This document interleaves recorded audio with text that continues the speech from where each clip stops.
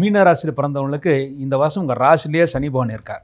அதனால் எப்போ பார்த்தாலும் உடல் வலி, வேலைப்பள் அதிகம், அதுக்கப்புறம் தூக்கம் இல்லாமல் போகிறது, மூட்டு வலி, இதெல்லாம் முதுகு வலி ஏதாவது இருந்துக்கிட்டே இருக்கும்.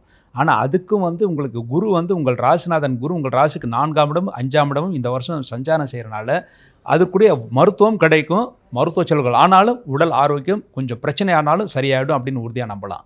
இந்த வருஷம் வெளிநாட்டு வேலை விரும்புபவர்களுக்கு நிச்சயமாக வெளிநாட்டு வேலை கிடைக்கும். திருமணமாகாத ஆண்களுக்கும் பெண்களுக்கும் இந்த வருஷம் ஜூன் 1ஆம் தேதியிலிருந்து அக்டோபருக்குள்ளார கண்டிப்பாக திருமணம் நடைபெறும் அப்படின்னு உறுதியாக நம்பலாம். நவம்பர் டிசம்பர் மாதத்தில் நீங்கள் கடன் வாங்கி வீடு மனை வாங்குவதற்கான வாய்ப்புகள் நிறைய இருக்குது. அதற்கான ஏற்பாடுகள் நீங்கள் தாராளமாக செய்யலாம். தொழில்துறையில் அலைச்சல் இருந்தாலும் வெற்றி நிச்சயமாக உங்களுக்கு இருக்குது. தொழில்துறையில் இடம் மாற்றங்கள் நீங்கள் செய்து கொள்ளலாம்.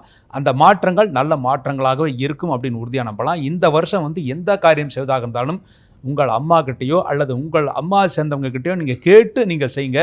நீங்கள் சிந்தித்து செய்கிறத விட அவங்கக்கிட்ட கேட்டு செஞ்சால் உங்களுக்கு நல்ல ஐடியாஸ் வரும். அதன் மூலமாக உங்களுக்கு வெற்றி நிச்சயமாக எதிர்பார்க்கலாம். இந்த வருஷம் மாணவர்கள் நல்ல மதிப்பெண்களை பெறுவார்கள், நல்ல கல்லூரிகளில் இடம் கிடைக்க பெறுவார்கள். படித்த மாணவர்களுக்கு உடனடியாக வேலை வாய்ப்பு கிடைக்கும். அது வெளிநாட்டு வேலை அல்லது மல்டிநேஷனல் கம்பெனி வேலை விரும்புபவர்களுக்கு வேலைவாய்ப்பு கிடைக்கும் அப்படின்னு உறுதியாக நம்பலாம்.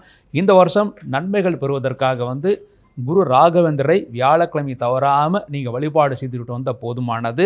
அல்லது குலதெய்வ வழிபாடு வியாழக்கிழமை செய்யலாம். அதன் மூலமாக இந்த வருஷம் முழுமைக்கும் மீனராசியில் பிறந்தவர்கள் நல்ல யோகத்தை அடைவார்கள் அப்படிங்கிறது உறுதி.